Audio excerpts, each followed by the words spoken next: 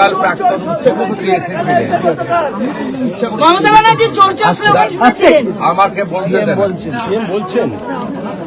প্রাক্তন মুখ্যমন্ত্রী এসেছিলেন, সেখানেও ওনারা বাড়ির লোকেরা দেখা তো করেনি, ওনার দাদা শুধু বলেছিলেন যে আমি বিচার চাই, বিচার দিতে পারবে লোকাল প্রশাসন, অর্থাৎ তিনি পুলিশ এবং রাজ্য প্রশাসনের উপর আস্থা রেখেছেন। এটা একটা বড় পাওনা। পশ্চিমবঙ্গের রাজনীতিতে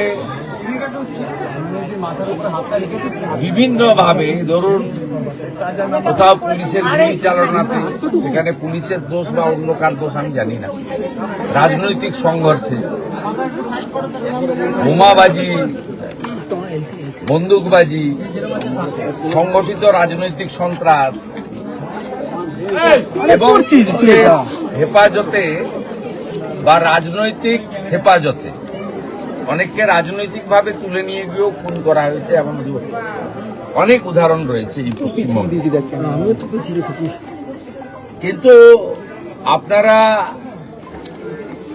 আমি প্রয়াত জ্যোতিবাবুর কথা বলবো না, প্রয়াত বুদ্ধবাবু এবং প্রাক্তন মুখ্যমন্ত্রী মমতা ব্যানার্জির সময়ে একটা উদাহরণ দেখাতে পারবেন না যে রাজ্য সরকারের প্রশাসনিক প্রধান মুখ্যমন্ত্রী, তিনি রাজ্য মন্ত্রিসভার সদস্য, ডিজিপি, তাকে সাথে নিয়ে রাজনৈতিক ভিন্নমত পোষণ করা লোকের বাড়িতে এসেছেন, তার বক্তব্য শুনে তাকে সরকারের যে কর্তব্য সেটা পালন করার জন্য, এই উদাহরণ আপনি পাবেন না, যেটা আমাদের সরকারের সময় আপনারা দেখতে পাচ্ছেন। পরিবারও কমপ্লিটলি তৃণমূল পরিবার, ওর মিসেস কাউন্সিলর, তারাও বর্তমান সরকার এবং পুলিশ প্রশাসনের উপরে, হায়ার লেভেলের উপর, লোকাল পুলিশের উপর ওদের অভিযোগ আছে, সিপি ডিজিপির উপরে, ডিএম এর উপরে, চিফ মিনিস্টারের উপরে, লোকাল এমএলএ এর উপরে কনফিডেন্স রেখেছে। এটা আমাদের বড় পাওয়া। ওনার পরিবার আমার কাছে দুটো জিনিস চেয়েছেন। বলেছেন পুলিশের হেফাজতে মারা গেছে এবং আমরা জেনেছি শারীরিক অত্যাচার হয়েছে। আপনাকে দোষী পুলিশদের বিরুদ্ধে কঠোর ব্যবস্থা নিতে হবে। দ্বিতীয়, উনি বলেছেন দুটো বাচ্চা আছে, উনি আর্নিং মেম্বার ছিলেন, এদের পড়াবো কি করে, আমি খাবো কি, আপনাকে আমার ভবিষ্যতের দায়িত্ব নিতে হবে, বাচ্চাদের পড়ানো। তৃতীয়টা উনি বলেননি, আমরা করেছি। আমি ওনাদেরকে যেটা বলেছি সেটা আপনাদের বললাম, যে পুলিশের লকআপে বা হেফাজতে মারা গেছে, এটা তো দিনের আলোর মতো সত্যি। কতটা শারীরিক অত্যাচারে মারা গেছে বা কিভাবে মারা গেছে, এটা আমি বা ডিজিপি সাহেব বলতে পারবো না। তিনজন ডাক্তারের নেতৃত্বে যে পোস্টমর্টম হয়েছে ভিডিওগ্রাফি দেখে, তাদের রিপোর্ট যতক্ষণ না পুলিশ আইও কালেক্ট করছে ততক্ষণ এটাতে কনক্লুশনে আসা যাবে না যে পুলিশের গাফিলতি প্রমাণিত, কারণ তাদের কাস্টডিতে মারা গেছে। এবারে কতটা কি অত্যাচার করেছে ইন ডিটেলস পিএম রিপোর্টে পাওয়া যাবে। আমরা প্রাথমিকভাবে থানার আইসি কে ক্লোজ করছি পুলিশ লাইনে, আর আইও ইনভেস্টিগেটিং অফিসার তাকে সাসপেন্ড করছি। ম্যাজিস্ট্রিয়াল ইনকোয়ারি এক্ষেত্রে প্রোটোকল ম্যান্ডেটারি। সাধারণত ডেপুটি ম্যাজিস্ট্রেট লেভেলে বা এসডিও লেভেলে ইনকোয়ারি হয়। আমরা এক্ষেত্রে ঘটনার গুরুত্ব অনুভব করে এবং পরিবারের দাবি মেনে উত্তর 24 পরগনা জেলা শাসক মহোদয়াকে ম্যাজিস্ট্রিয়াল ইনকোয়ারি করার জন্য দায়িত্ব দিচ্ছি। চিফ সেক্রেটারি বিকালের মধ্যে তার নোটিফিকেশন বের করে দেবেন, অফিসিয়াল অর্ডার বের করে দেবেন, আমি ফিরে গিয়েই করে দেবো ফাইলের সঙ্গে। সেকেন্ড হচ্ছে, ওর পরিবারকে আমি হোম মিনিস্টার, বছরে 3টে অ্যাটেন্ডেন্ট পাই। আমি ও স্ত্রীকে আমার অ্যাটেন্ডেন্ট হিসেবে চাকরি দিলাম। উনি শোক কাটিয়ে ওঠার পরে লোকাল থানার সঙ্গে অ্যাটাচ থাকবেন। এবং 12 মাস 15,000 টাকা করে এরা পায় অ্যাটেন্ডেন্ট। 12 মাস কমপ্লিট হলে গ্রুপ ডিতে পার্মানেন্ট হয়ে যায়। কারণ বাকি চাকরি তো পরীক্ষা দিয়ে হয়, আমরা তো ভাবে চাকরি দিতে পারি না। C agreed. আমরা থার্ড যেটা বলেছি যে মৃত্যু অর্থ দিয়ে হয় না, কিন্তু সব প্রদেশেরই সরকার, কেন্দ্রের সরকার একটা দায়িত্ব থাকে। এই জন্য CM relief fund, PM relief fund, এই জন্যই ডিজাস্টার ম্যানেজমেন্ট ফান্ড, এই জন্যই থাকে, ব্যবস্থা থাকে সরকারের। ওরা আমাদের কাছে অর্থ চায়নি, কিন্তু আমি চিফ মিনিস্টার রিলিফ ফান্ড থেকে 10 লক্ষ টাকার একটি চেক আপনার মিসেসকে দিয়েছি। যেটা আপনাকে নিতে হবে না, আপনাকে একটা চাকরি, ছোট চাকরি হলেও দিলাম আমরা। দুটো বাচ্চার নামে আপনি এমআই করে দেন, পড়াশোনাটা দেখতে হবে। আর পোস্টমর্টম রিপোর্টে যা আসবে এবং ডিস্ট্রিক্ট ম্যাজিস্ট্রেটের নেতৃত্বে ম্যাজিস্ট্রেরিয়াল ইনকোয়ারিতে যা রেকমেন্ডেশন দেবে তার ভিত্তিতে পরবর্তী পদক্ষেপ আমরা মেনে চলব। কাস্টোডিয়াল ডেথের ক্ষেত্রে সুপ্রিম কোর্টের, এনএইচআরসির এবং রাজ্য সরকারের নিজস্ব কিছু ব্যবস্থা রয়েছে, সেই ব্যবস্থা মেনেই এটা করবেন।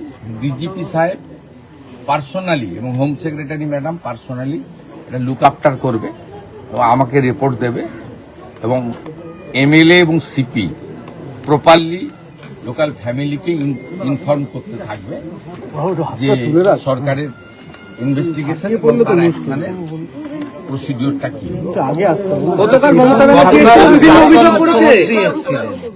তিনি অভিযোগ করছিলেন তাকে নাকি মারার চেষ্টা হয়েছে ইত্যাদি ইত্যাদি কিছু। আমি আপনাকে প্রথমত বলি, উনি প্রাক্তন মুখ্যমন্ত্রী এবং একজন বিশিষ্ট রাজনৈতিক নেতা বা নেত্রী হিসেবে প্রোটোকল পান, জেট প্লাস নিরাপত্তা। আমাদের সরকার আসার পরে উনার নিরাপত্তা তুলে নেওয়া হয়নি। উনি যেখানে খুশি যেতে পারেন, যেখানে পুলিশ মনে করে বা 163 থাকে সেখানে রেস্টেন করা হয়। যদিও আমার এই 3 মাস সময়কালে বাড়িপুরে 163 ছিল, যে 4 জনকে অ্যালাউ করা হয়েছে, আমাকে 104 বার হাইকোর্টে যেতে হয়েছে। উনি সব জ্ঞান না দিলেই ভালো। উনাকে আমি পরামর্শ দিতে পারি না, বয়সে বড়, মুখ্যমন্ত্রী হিসেবে অনুরোধ করব, আপনি প্রপারলি ডাইরেক্টর অফ সিকিউরিটিকে, সিপি কলকাতাকে, এডিজিএলও কে, যদি ডিজিপি আপনার পছন্দের না হয়ে থাকে, আপনি যাকে পছন্দ করেন, বা আপনার অফিস তো আছে, আপনার পার্টি আছে, এখনো ছোট হয়ে গেলেও আছে, ভেঙে গেলেও আছে, তা আপনি মেল করে আপনার শিডিউল জানালে আপনি যে প্রোটেকশন পান অ্যাজ পার ব্লু বুক, সেই প্রোটেকশন আপনি পাবেন। কালকে আপনি না জানিয়ে এসেছেন, এবং ভারতীয় জনতা পার্টির কোন লোককে আমি ছবিতে দেখিনি। আমাদের এমএলএ বরঞ্চ জানার পরে লোকজনকে সরিয়ে নেওয়ার ব্যবস্থা করেছে। আর আমি সিপিকে ধন্যবাদ দেব, তিনি ডিসির নেতৃত্বে, আমি টিভিতে আপনারা এখনো দেখাচ্ছেন, মাঝে মাঝে দেখেছি, অন্তত কয়েকশো পুলিশ ছিল। এই পুলিশ মোবিলাইজেশন করতেও টাইম লাগে। এই পুলিশ মোবিলাইজেশন করতেও একটা থানাতে এত পুলিশ থাকে না, লাইনে থাকে, ব্যাটালিয়ানে থাকে, সেখান থেকে ফোর্স আনতে হয় যখন ভিআইপিরা আসেন। তা পুলিশকে আপনি কোনো সুযোগই দেননি। তারপরেও আমি বলবো কিছুই ঘটেনি। আর আপনার ওই পাথর টাথরের গল্প, ওগুলো সব মানুষ দেখেছে। আমি আপনাকে পরামর্শ না দিয়ে অনুরোধ করব, আপনি কোথাও গেলে পুলিশকে টাইম নিয়ে জানিয়ে আসবেন। যতটুকু ব্যবস্থা করার পুলিশ করবে, এবং আপনার যদি কোনো লোক থাকে তার সঙ্গে লিয়াজো করেই করবে। আপনি যেখানে খুশি যেতে পারেন, কিন্তু আপনি 15 বছরে 315 জন বিজেপি কর্মীকে খুন করেছেন। এর সাথে অভয়ার মতো ইনসিডেন্ট অসংখ্য। আপনি কোথাও একবারও কোনো আপনার অপোজিট থটের লোকের বাড়িতে গিয়ে সহানুভূতি দেখিয়েছেন এই উদাহরণ নেই। আপনার সময়ে রাজবংশী যুবক মৃত্যুঞ্জয় বর্মনকে এএসআই মোয়াজ্জেম হোসেন কালিয়াগঞ্জে মাঝরাতে বুকে গুলি করে খুন করেছে। আপনি মৃত্যুঞ্জয় বর্মনের পরিবারের পাশে দাঁড়াননি, কিন্তু আপনার দলের কর্মী এবং আপনার দলের কর্মী স্ত্রী, যিনি তৃণমূল কংগ্রেসের এখানকার কাউন্সিলর, তার বাড়িতে রাজ্যের মুখ্যমন্ত্রী হাই লেভেল টিম নিয়ে এসে পরিবার যা যা চেয়েছে প্রাথমিকভাবে সেটা পূরণ করার মধ্য দিয়ে একটা মুখ্যমন্ত্রী শুধু দলের নয় রাজ্যের, এটা আপনাকে আমি বুঝিয়ে দিয়ে গেলাম, শিখিয়ে দিয়ে গেলাম। যেটা আপনি করতে পারেননি সেটা শুভেন্দু অধিকারী করার চেষ্টা করলেন। Sir, today you visited the deceased wife, and this is the first time we have seen that CM visiting the another party member's house. Sir, kindly brief, sir. It's a very pathetic and painful incident. Yesterday, ex-CM tried to enter his family, but their family member opposed. They shown their faith and confidence to the state government and local administration. We visited the house and met with the wife of the victim along with my cabinet colleagues, local MLAs, Honorable DGP, Honorable District Magistrate and others. And the family submitted some specific demand and request to me. I am trying my best to fulfill their commitment. So, what are the actions taken by you, sir? Initially, we are waiting for postmortem report. We suspended the local investigating officer and closed the officer in charge of the local police station because that person was in custody. Second thing, under the leadership of the district magistrate, the magisterial inquiry will start and they will find out the actual reason. State government declared one service to victim wife. She will engage soon, and on behalf of the state government, we handed over a 10 lakh rupees check to family. Family accepted it. We are satisfied. Sir, who attacked Mamata Banerjee? She alleges it was a planned attempt to assassinate her yesterday. And she alleging that towards the BJP workers. It's a political motive. Mamata Banerjee should look why a chief minister, the functioning of a chief minister, what type the public is need. In her regime, 315 BJP workers brutally killed by the Didentite. Not a single case. She visited the site, she met with the family, declared any compensation. Yesterday, she came here to disturb the area, not inform the police properly. She is holding the Z plus category. Don't try to disturb the normalcy of the state.